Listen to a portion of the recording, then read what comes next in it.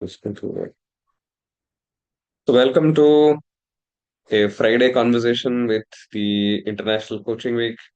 This is technically day five for all of us at the ICW, and for me, this is day six. This is my 16th session in the ICW that I am hosting, and another seven more to go throughout the rest of the 3 days. And these are sessions that I'm offering to contribute to a community of coaches that all of us are part of, and some of us as an overall overarching coaching community. And this is something that's been exciting. And overall, around 300 plus registrations for all these sessions that have come by. And so I am a very happy camper with what's been happening with the ICW. I'm meeting new people every time. Every session, I get to meet somebody, and it also helps me to meet others during the other sessions that I'm able to attend. So the ICW has been something for me, a beautiful experience, and it continues to be something beautiful and crazy at the same time. Crazy, I say, because there are people like me. I saw somebody attend a meeting with ICF Bahrain, and this was at 11:30 in my time, and it was 2 a.m. in the morning in Singapore, or well, 1 a.m. or 2 a.m. in Singapore, and that person was awake, wide awake, in the session, trying to observe what was happening in the session. And there have been some excellent sessions across the entire spectrum of sessions. I attended one from ICF Portugal, ICF South Africa, ICF Romania, ICF Doha, and quite a lot of individuals who've been hosting sessions. It's been a crazy ICW, and I hope this has been something similar for you. Just to give you a brief introduction about our agenda today, the session would be an experiential space. We will learn the aspect of asking the right questions. And then just as I say that, the first thought that's coming to me is there are no right questions. There are only possibly alive questions, and they are alive to the moment in that part of the coaching. We will do a quick, say, not a demo-ish space, but we will have a space where we'll not just be talking theory, but there will be a space wherein what would be a question you would ask if this was what the client came up with. So that is what we will discuss, and we will debrief after that. So that's the equation for today's conversation. And at the end, we'll open for Q&As and observations that we can share. Just a quick introduction of mine. This is the same slide that you'll get to see across the entire ICW.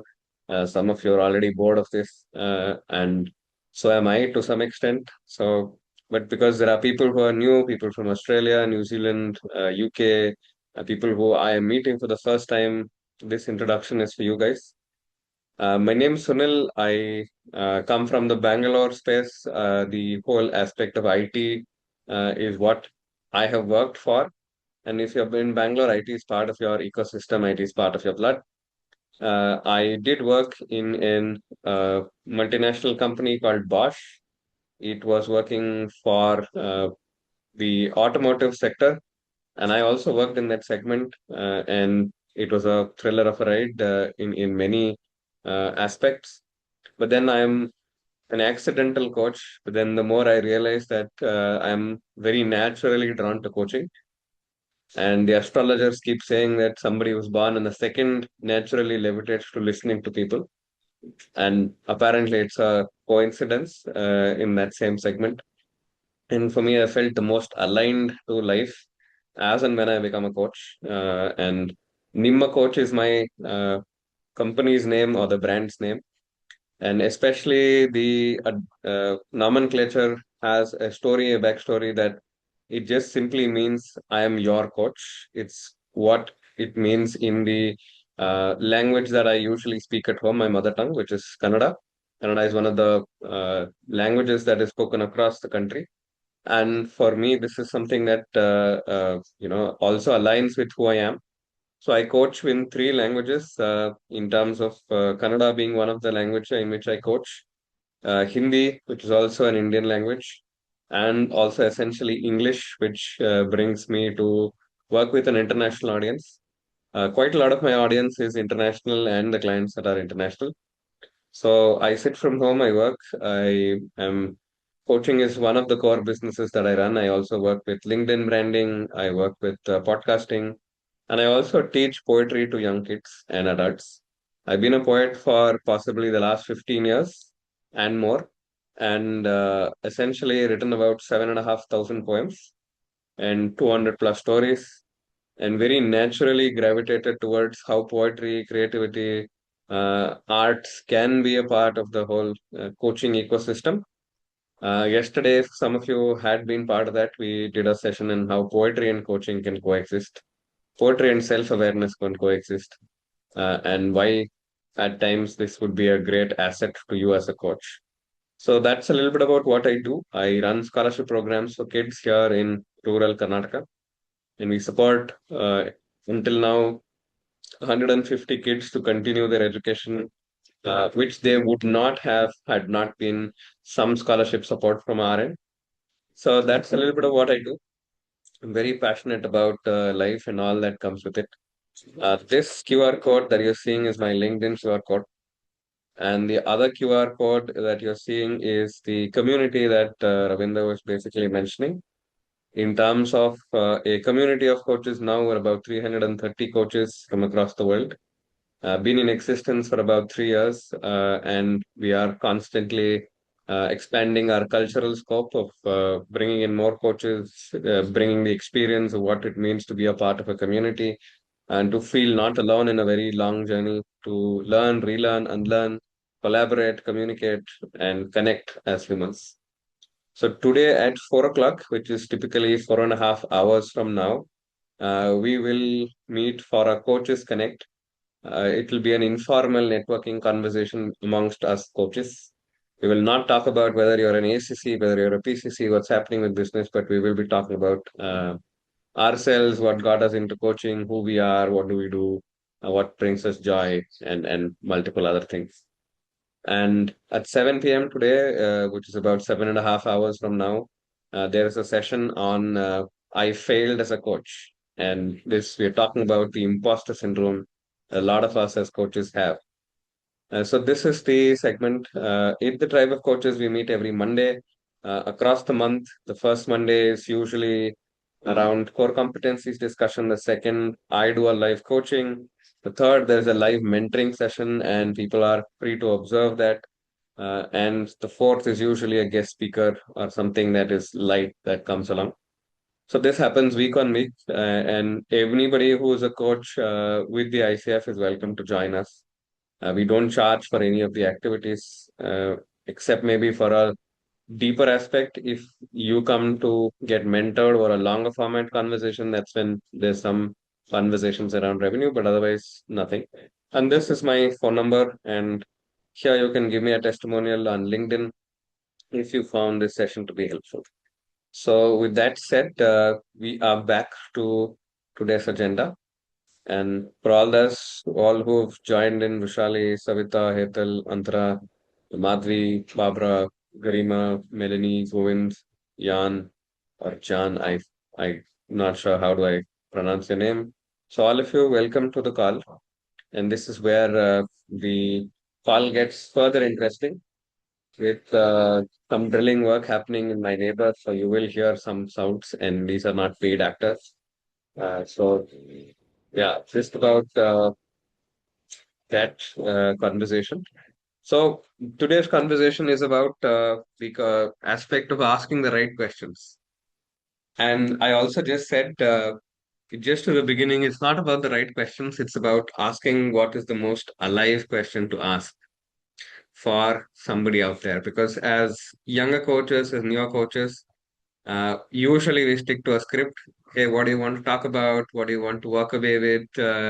What is the measure of success for you to figure out? And what holds you back? So you've done perfect clearance in terms of CC3, which is to maintain and establish the coaching contract, right? But what happens after that? And also essentially what happens during that is where the whole dancing with the client begins. And the dance does not only happen between contracting to facilitating client growth. It happens all across the session, and that's the space in terms of how do we ask the right question. So, or the question that feels most alive to ask at that point. And over a period of time, I've realized that your the number of questions that you ask is a little aspect of um, it's like your talk time. How much do you have that you can ask? So you will have to be a miserly person in terms of asking for talk time and sharing the question that feels most alive to you, and sometimes choosing not to ask the question but sitting with silence. That helps you figure out or helps the client sit with that space of silence and essentially come to another conversation there. I saw something on the chat.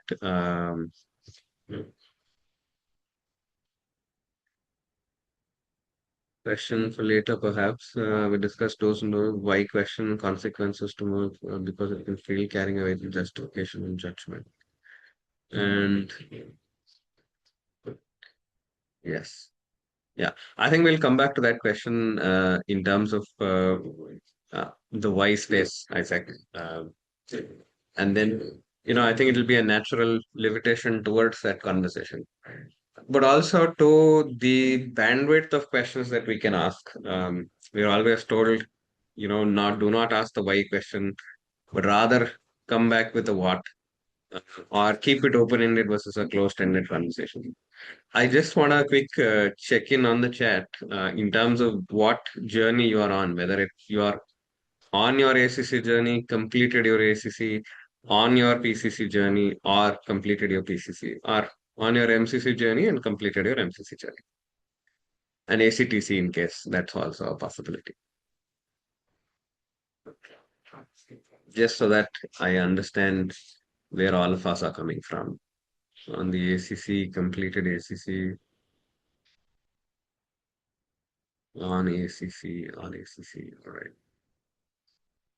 Completed ACC. Fantastic. On ACC journey. Hmm. Okay. The Abra is on the PCC or completed PCC. All right. Ah, okay. None of them. Fantastic. Okay. Fantastic. Perfect. So I will give you a scenario that happened with me as a coach and somebody else as me as the client and somebody else as the coach. And therefore, I'm not breaching client confidentiality in asking this, in sharing this with you. Uh, and again, feel free to see what comes along, just settle in with the conversation.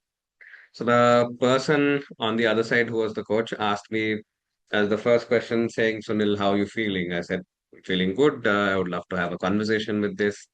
And the topic was brought about in terms of, I don't remember what exactly the topic was, but we did contract. And then he said, after having shared all of this, what do you feel about what is happening? And what does it mean for you to be a certain space, which I had just shared? And my answer to that was, um, and in that point, coach, for me, I feel like I am sitting or standing, sitting in a car. It is a Formula One car, and I'm sitting there waiting for the checkered flag to be basically shared, so that I can zoom through and I can still see the timer on the space, and I know the timer is getting ready for it to go green, but I am waiting in anticipation towards what is going to happen next, and I don't know what is going to happen next. Right? This was exactly 99% verbatim what I had said. Now, I would love to invite you to just pause for a moment and check in with yourselves. What would you ask next? Or how do you want to proceed after that? If anyone wants me to repeat, I will definitely repeat it. Or if you're good with listening and you've listened to what I just shared, you can sit in silence and maybe come back with what feels most alive. Yes. All right, Madhu. So, uh, I said, dear coach, whatever, whatever. For me, right now, in expanding the question that that person had asked, what does it mean for you, or how do you feel about it? For me, I did not have a feeling to express it as in happy, anxious, blah, blah, blah, blah, blah. I chose to answer this like this. For me, I feel like I'm sitting in a car, a Formula One car, waiting for the checkered flag to basically come down and start.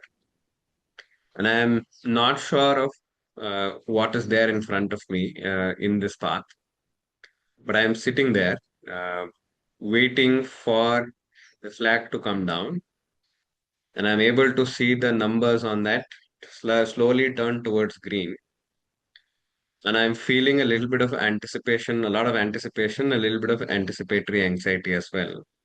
But I'm also excited to what comes next. And I feel this. So this was the overall this thing in terms of uh, what I said to him. And now, if you are a coach, what would be questions that feel most alive to you to ask?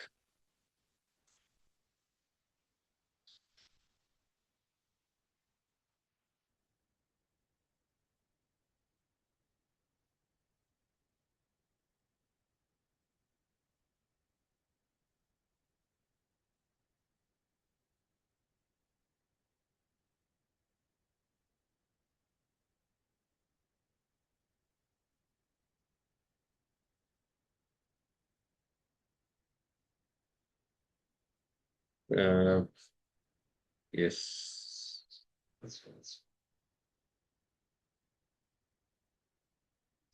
So I have one on the chat. Uh, January says, when you said anticipation, what do you mean by that? Right? That's one question to share. What would you like to see after the flag? Excellent. It's beautiful metaphor. Can you tell me more about it? Beautiful.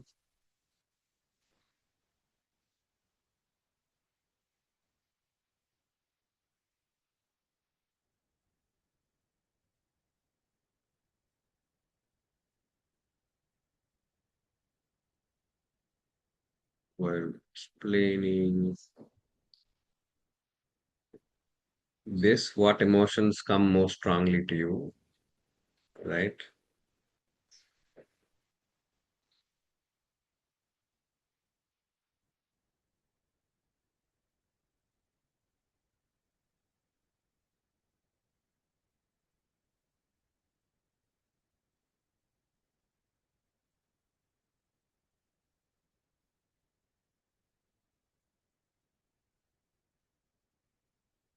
What does waving the flag look like?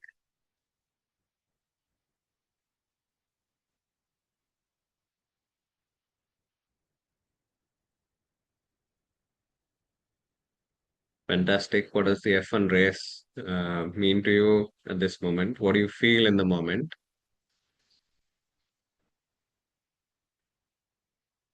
Hmm.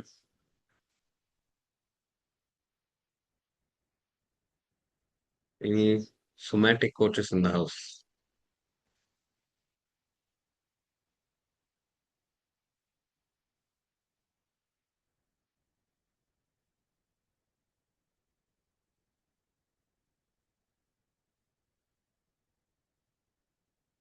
I will pause and I will just check back with you. So I just want you to, I'm inviting you to read. What do you want to feel next? Beautiful. Right? I want you to just look at all the questions on the chat, and you feel any of the questions are wrong.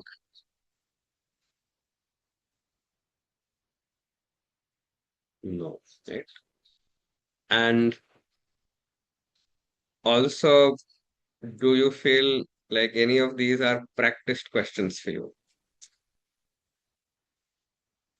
You can't prepare for a script for whatever's come by.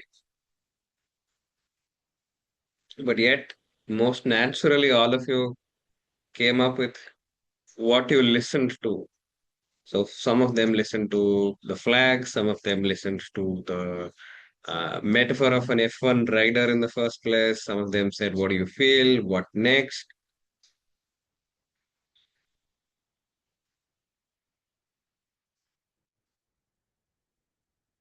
So what you're asking is the most alive question at that point of time, because you are truly in the present. And some of you who may have had some experience with somatic coaching may have also asked saying, what feels alive for you right now in your body? And what sensations are you feeling? I heard you share that there is anticipation. Uh, what do you feel?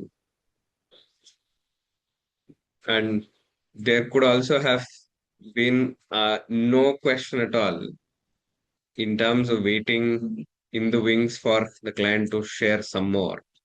Or like one of them, I think Barbara or somebody said, "Would you like to tell me more?" So this is one of those simple spaces where being alive to what's happening in the session could have also been easiest aspects to share. And some of you have been part of the conversation in terms of the active listening segment. Um, how was my breath work while I was sharing this? What was my expressions while I was sharing this? This could also be part of what you share. And all of you here, all 17 of you who are here, would have heard the same story, but then chosen to ask a very different question. So, therefore, one aspect is do not compare yourself with another coach because what you are asking is your journey with the client. And also, in a way that becomes the most alive conversation for you, you don't come in with a script. And these are the reason I asked you for an ACC is a lot of times at the ACC segment, we've been said, okay, what do you want to do? What do you want to talk about? Ask the next, question, get your markers in, get your contract clear, and then close. And remember, this is just the second question in the contract. Or this is just the second question, the third question that has been asked by the coach. And we don't know what exactly the contract is. Do not rush to the contract. Sit with whatever is happening. Observe the client. Pause a little bit and ask. And maybe one of the questions I would have asked is pause a little bit and ask and and let the conversation flow. It again depends on what you allow to exist with you at that point of time. But then you do not come in with a set script to say, okay, I will ask this question. Because the moment you come with a script, you're coming with pressure. And one of the reasons I put asking the right questions was to give you that space that there are no wrong questions and there are no right questions. There's only a question that's most alive at that point of time. And possibly what, from a marker's point of view, from a point of view of your growth as a coach, the ease at which you do not have to have a question at all and you're very comfortable working with the unknown. There's no pressure to ask the next question. And there is no need for you to have that pressure to say, I need to ask the right question. All you have to do is ask the most alive question at that point. And any observations so far, anything anyone else would like to share?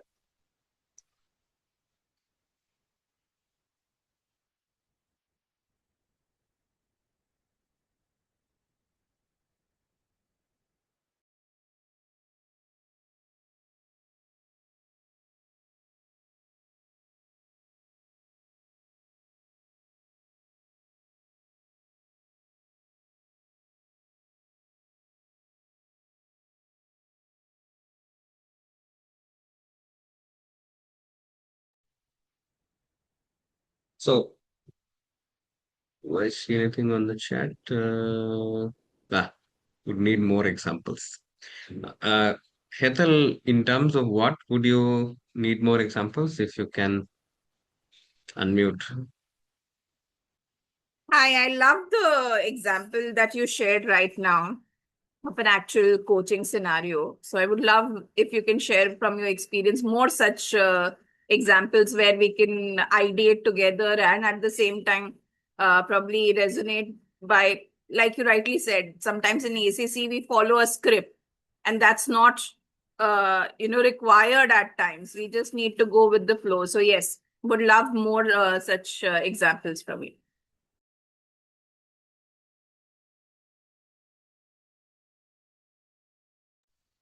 So the script part is something that quite a lot of us as coaches resonate with because the script is your first entry point into coaching.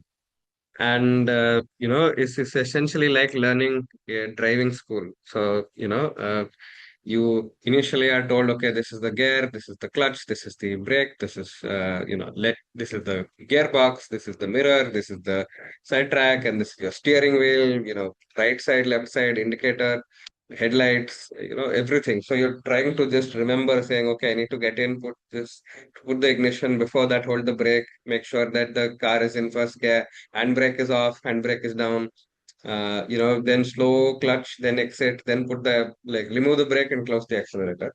So our entire body is focusing on just that at that point of time.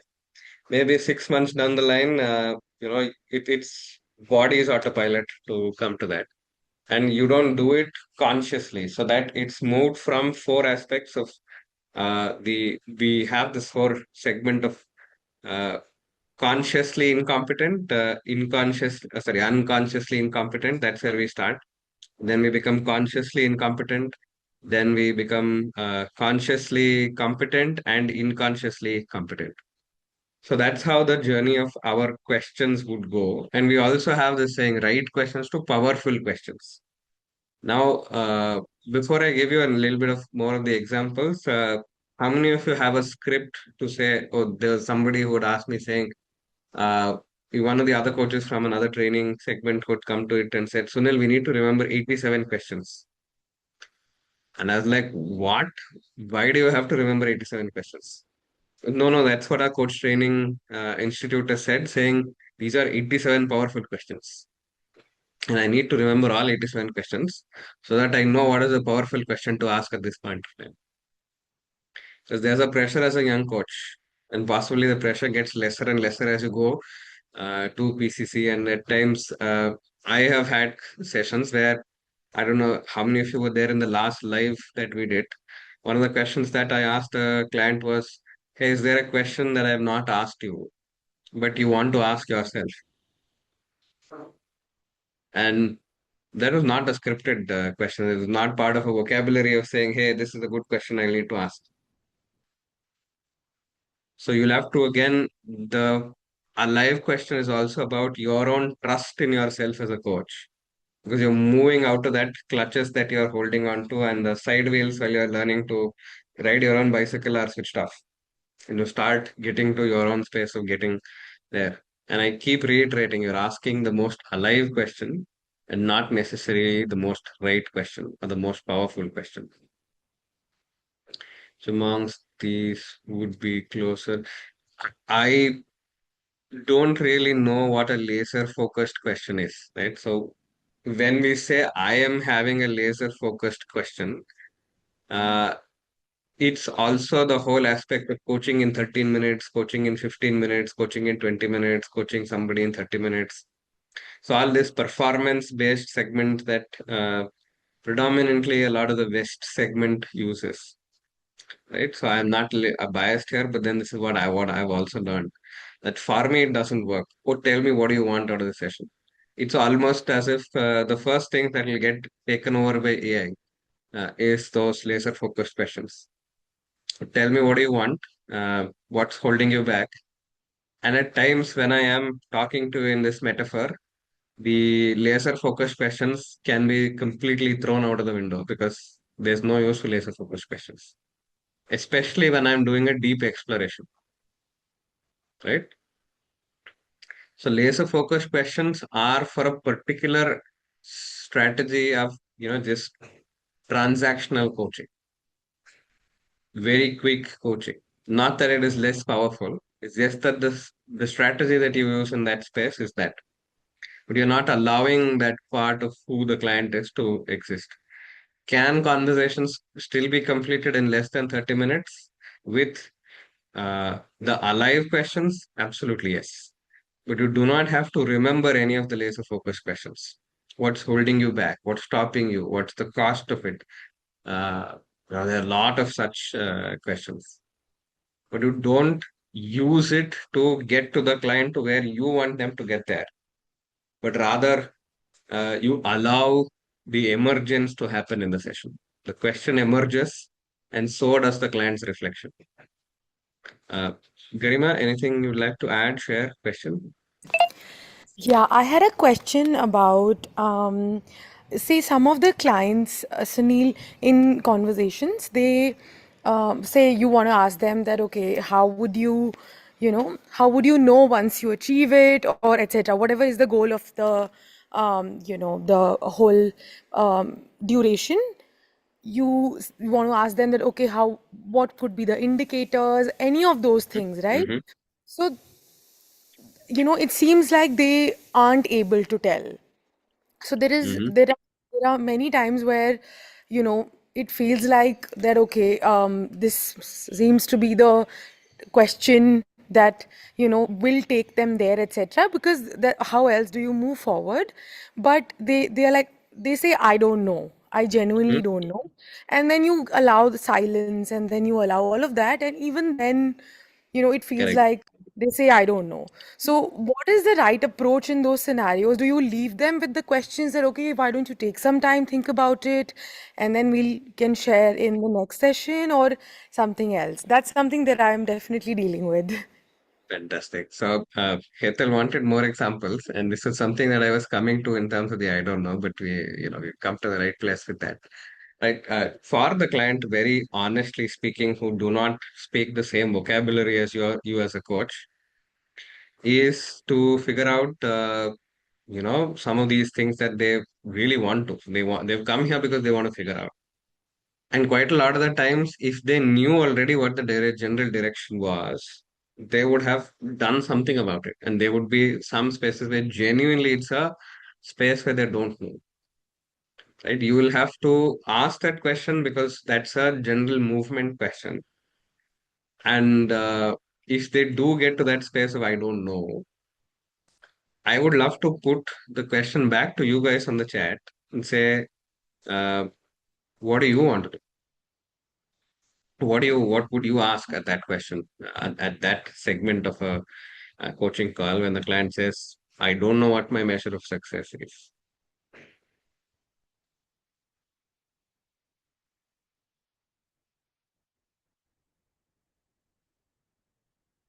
Mhm.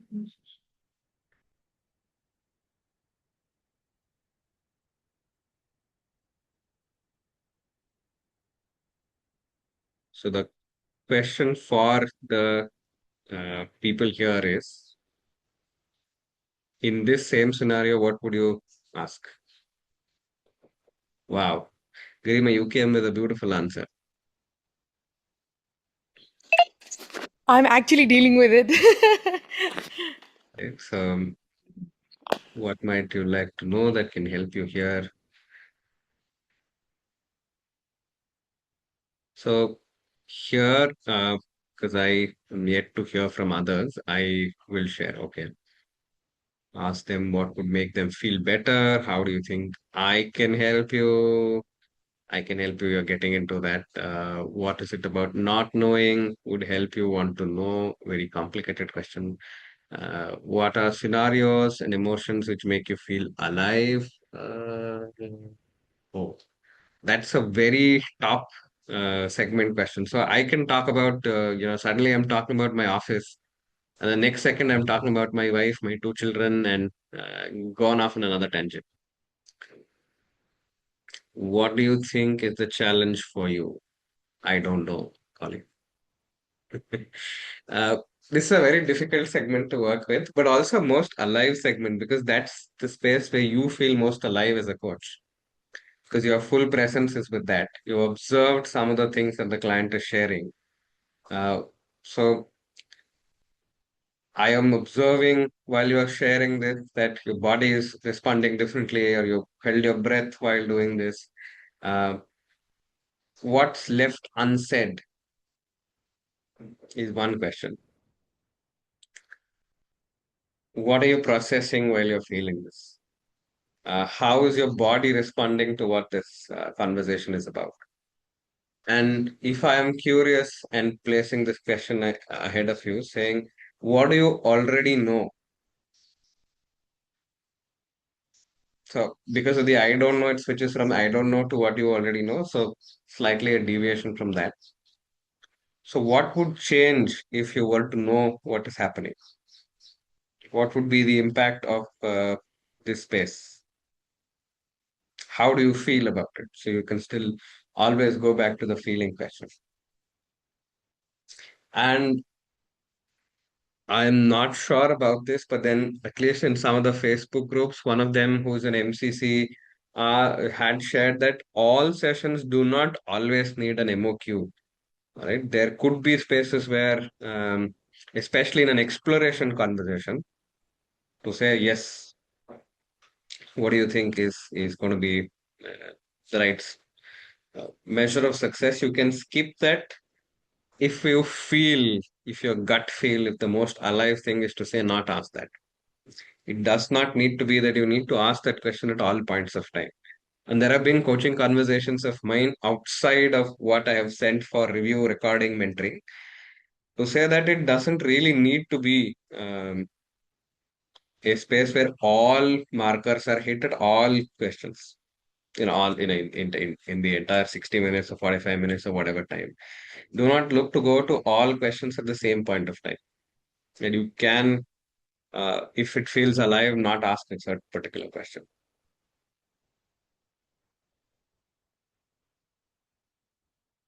I am really excited to see what's on the chat. Uh, what are scenarios? What is the challenge? How does not knowing make you feel? Oh, beautiful. And maybe follow up with how would you feel if you knew? Yeah, I think that is beautiful. I said. Where could you possibly find out more on this? At this point, you've jumped to getting to the solution-ish segment. What do you already know is a beautiful question. Thank you. So, how do we move towards the shift from script to alive questions?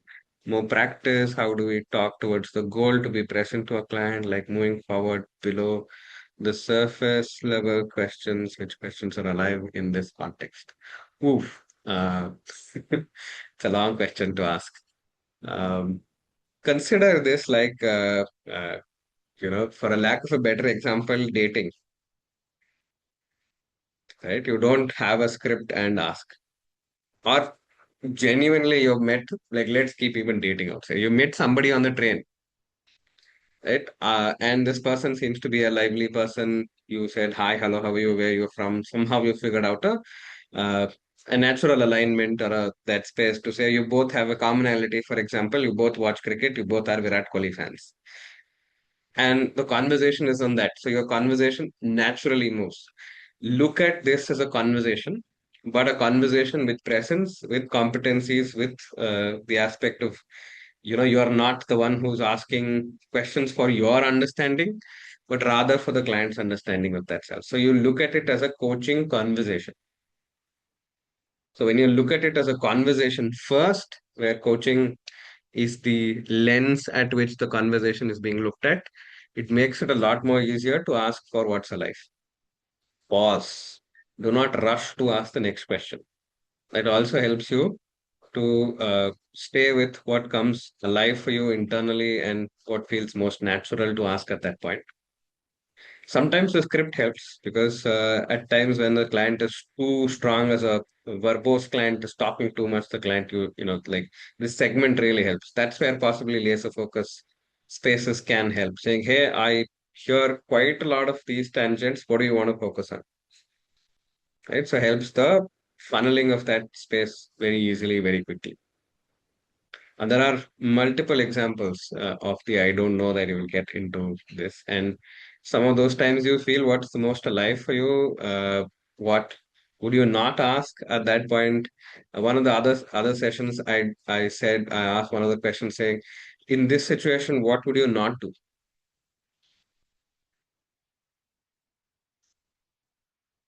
Doing XYZ as a segment, what would be the XYZ that would surprise you?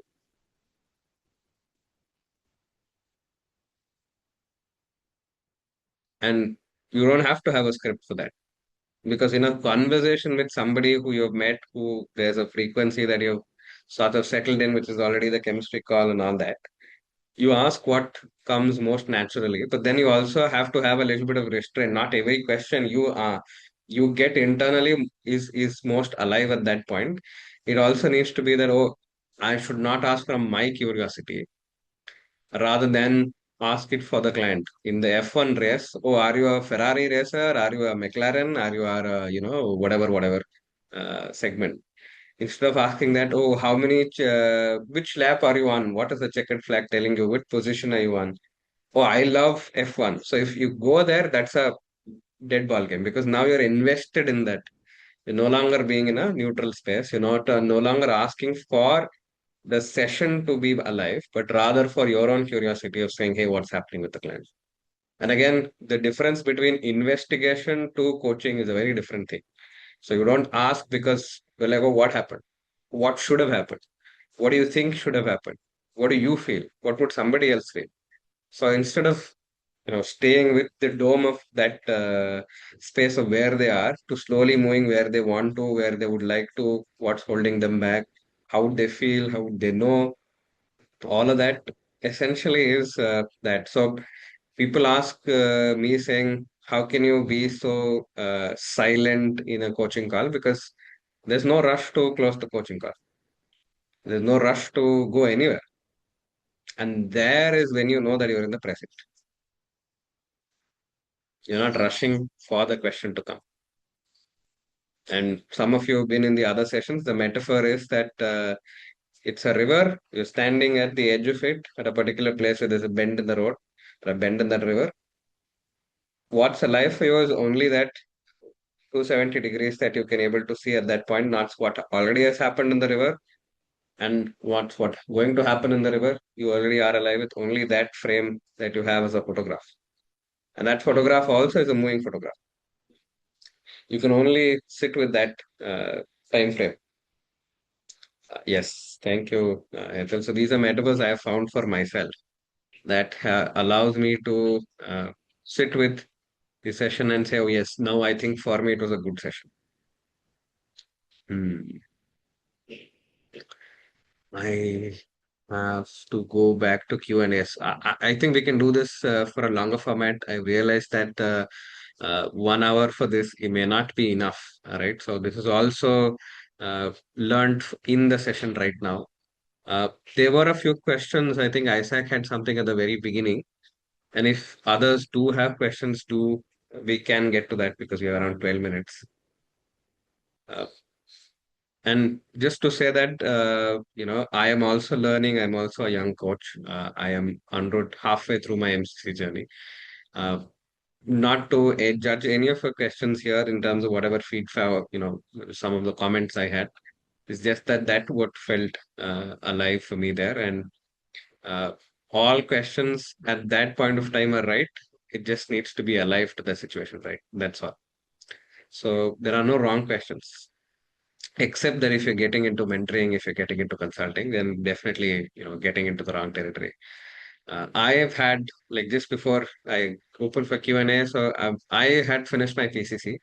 Somewhere along the line, another coach who had been peer coaching for some time for about 2, 3 sessions came to me, and the conversation was, I need to review my resume, and I want you to tell me at what point it goes wrong.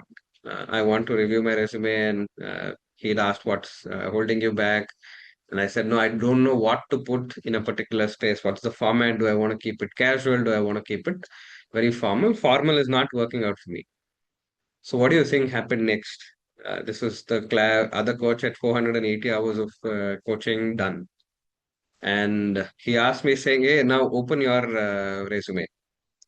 And for the next half an hour, it was a master class on how to make a resume, with me listening and saying, "Yes, yes, you're right." And with him sharing, "Oh, this is how you should do. These are some of the resumes I worked with. This is not working. You should put your name here. You should have a photograph. Make the photograph more casual."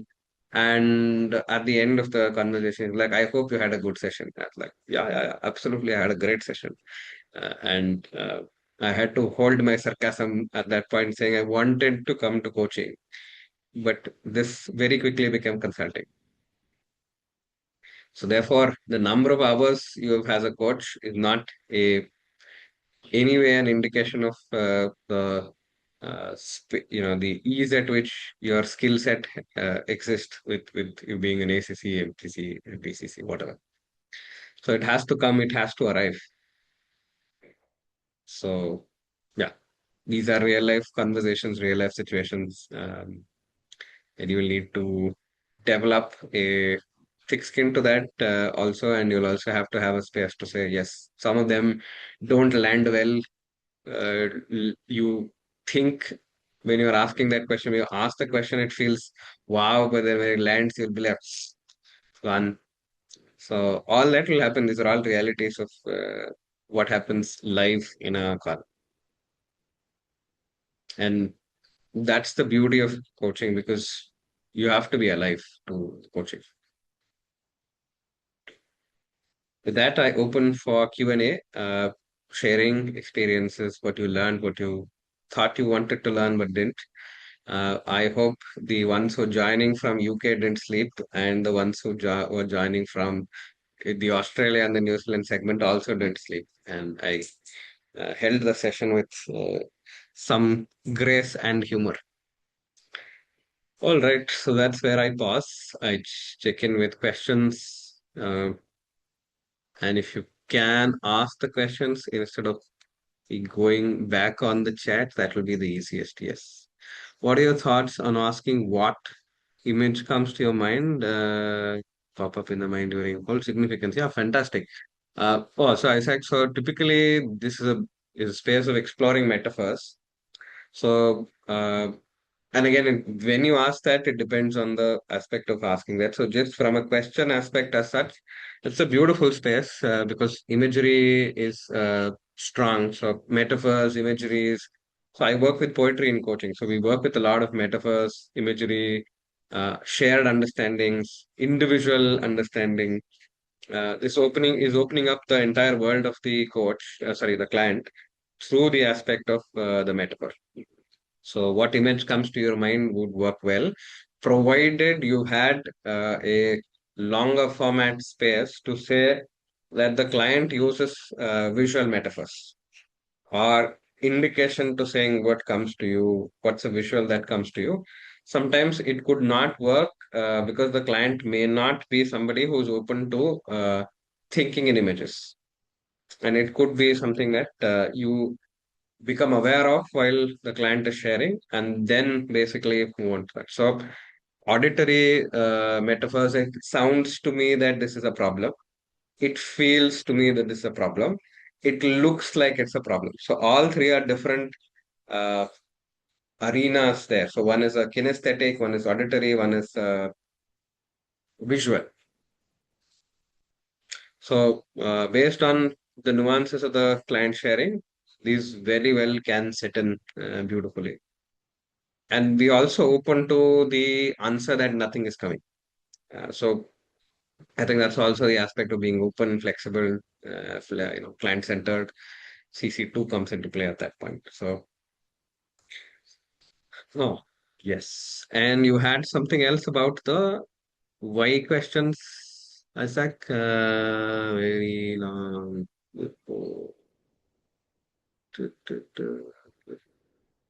We discussed the do's and don'ts of asking the why question, and the consensus was, if possible, it figures carrying a weight of justification or judgment, and reframe the question. Wondered if you could reframe why to how would you feel if someone asked you why? Is this basically? All right. So uh, I think you could still play with that. but it again, it would get into saying, hey, how would you feel if somebody is judging you? That's what would be the answer. Instead of I am judging, you're sort of putting a placebo into that. But it still gets into gray zones. I don't call it cheating as such because, like I said, right or wrong is when we go into cheating. And there are more shades of red, blue, green, orange, white, gray, all that in coaching. So that is the session. And uh, before we go, I think, yeah, we have another 5 minutes. Uh, Thanks for all those who joined in. If you have to leave, please feel free to jump out. We will always continue to stay in touch. We go in, let's put the links. You can just jump on it, and we can just stay connected. All right. So I saw Garima and then Hetal, and now I only see Hetal. Anything else? So I I go with. just wanted to ask you, you said one thing that sometimes, clients say that nothing is coming up right now. How do you Mhm. respond to that? Because Yeah. So nothing is coming up right now, saying you're dead. So absolutely fine. So how do we proceed? So what do you want to do next? Pause. hmm, Depends. Like situationally, where they are. Is that a contracting space? Is that a space where it's the first thing that the client says, no, I don't know what to talk about today. So you say, oh, then what's been happening? So you start with the light space, saying. And then maybe do an activity like a wheel of life. It depends on which space at which this, I don't know what to say is coming up. If it's in response to the aspects of what image comes to you, then if it's you already know that okay, image is not working, but then you can also ask like, what is your usual way of responding to I don't know? So what's your relationship with I don't know? So the spectrum is wide. And I interesting don't because, have a huh? script that I'm No, asking yeah, for. yeah, yeah. No, because this has come up, and usually I It, end up reframing the visual part, which you said, no, that sometimes the imagery, they are not able to go into that or immerse themselves yeah, into that. yeah. And I'll give you my own example. Some of these sessions, some of them like peer coaching, they had tried saying doing active visualization. And for the love of God, I don't know, saying there like imagine there is a red circle. You are putting all that you are putting inside it. I was laughing because the coach was more serious and more deeply into meditation than I was. And at the end of 10 minutes, I told him saying, look, nothing happened in this session. And he was disappointed because it's like, oh, I thought this will solve it for you. So again, it's also what do you use the tool for, what assumptions you come with the tool. All that will come in there. And even now, when somebody says, "Oh, do a visualization," I can only get metaphors, like words will come to me, nothing like an Right. image. And so it's also how you. So instead of asking what's image coming up for you, what's coming up for you is a far more easier way to handle. So it's a sound, whether it's a song, whether it's something else. So Hmm. yesterday in the poetry session, we did one activity of how poetry can coexist. And for going, it was a song that came back from old childhood memories. So anything can come up at that point.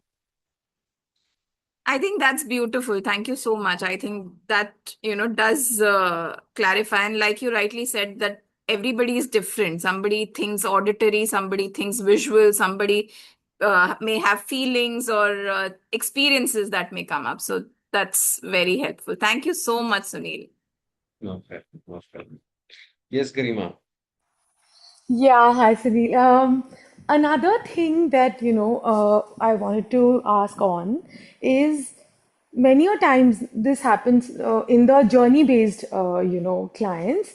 So event-based, it's still good because most of the folks come up with the topics, right? In the journey-based, they're always yeah, I've found many scenarios where they're like, okay, what are we going to talk about in the next session?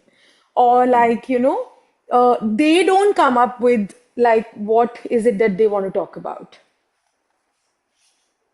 If I understand it right, so in a say non-peer coaching space, somebody's come to you for a Yes. 6 month segment, Mm-hmm. say session number 4. So something has happened in session number 3.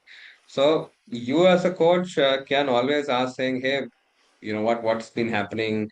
The last session you had said that these are your action items." Just checking in, no pressure, and saying what's happening, what happened, and allows natural progression. And if they said, "Oh, that's a natural close," very genuinely, Garima, I have nothing to talk about today. Whatever I'd come up with in the 10 sessions, it's already done in session number 5 or session number 6. So you can choose as a client to say close, or if it's a company, you say, okay, how do we? So you can always ask, how do you think the next 4 sessions can be? Then introduce Wheel of Life if there is some level of interest, and say anything else that you would like to explore while having this. What have you learned about yourself during this? So it could be the first kickoff point if at the beginning nothing is coming up. It's less about, I think what I'm saying is because the person, say the client sometimes cannot break it down into session wise things. That okay, they know the main goal, but Hmm. they don't know, say the, as I said, the indicators or like how, what do they want to do in the, like breaking the main goal into session topics is something that, You say, Yeah, you will have to do a Wheel of Life space, debrief the Wheel of Life. And that's where a chemistry call becomes or the first call becomes an inspect. So you say, for example, I have been told to build my executive presence. For example, that's the topic that has come up with. And I don't know what my definition of executive presence is as a first exploration. And then you say, oh, I think I should be having 10,000 followers on LinkedIn, for example. Or I should be able to be going to a place where people recognize me in the lobby. If they will come up with certain segments. So which one do you want to start off first, and which one do you want to start off later? That's one way to look at it, a very organic way of flowing to look at it. The second is 6 months from now, when you've already got to that space of executive presence, what could have changed? Done. So this is still in the chemistry core. So what would have changed? So I would have had, say, 10,000 followers. So what if we are halfway through in this, what would be an indication to you saying, hey, we've arrived halfway? Okay, my LinkedIn has say 2,500 followers at that point. So this is giving you random. Let's say. yeah, So what would be a good step for you to then start to get to halfway point? And then that's how you can do it and say this is still chemistry. So I right. don't know what they call it. This is like backward walking or something I forgot. Uh, but essentially milestoning your way to the space, and this can help if the client is a lot more right brained. Got it. Um, unfortunately, I think after that, I did try with, similar examples, but even then it was like, oh, honestly, I don't know, nothing is coming up. So I was like, okay, why don't we sit out on this question and then we can resume as the session was anyway getting concluded. Because it's of course a necessary step also, no? You can't just skip the step anyway. Correct, correct, Yeah. correct, correct. But You thank you can't. so much. This is so helpful. Yes, yes. So now then I will put this slide back up and do this, which I've been told I should do. And this is also my task from my coaching sessions, is to ask if you've liked it, put a testimonial and the LinkedIn QR, the TOC QR. So if you feel this is helpful, put a testimonial, what you liked, write a LinkedIn post, build your brand as well as building mine in the process. So that done, I will go back to Immaculate or Emma France, as she like to call it. I was a little, like, you said you met, and I was like, how? And when you renamed, I was like, now I know. Yeah. So thank you so much. Actually, I just, waited till the end because I wanted to ask how maybe work more closely because I've been helped so much by this tribe of coaches group that you have. I've been able to interact, so I want to work more closely with you in learning more. Sure. How may we do that? So typically, if it's a space where you want to sort of, keep that as a mentoring space, we could also discuss that offline, in a one-to-one conversation. But I'm open to mentor, casually keep that as a, like not just from a mentoring ICF segment, but also from, the business part of it, building up. So that could be something that we could look at. So there are quite some people that we're already working together. Sure, then I'll connect with So, you. I have your WhatsApp. absolutely. Thank Absolutely. you. Yeah. Thanks for Thank you. that question. It could be what somebody else is also thinking. So that's an open space. So right now there are 37 people who are mentored on the ICF segment, but around 6, 7 who are working on a journey-based space. So there's some bit of consulting, there's some bit of coaching, some bit of mentoring, some bit of hi, hello, how are you? So it's a journey we're going ahead with. And I think Govin can add a little bit more if that's a possibility. But otherwise, Govin's been also been working with me for some time. Sure. Thank you. All right. With that said, I hope there are no further questions. If there are, feel free to put it on an email as such because I have to jump and look after my sister's pet. So this is it. We signing off.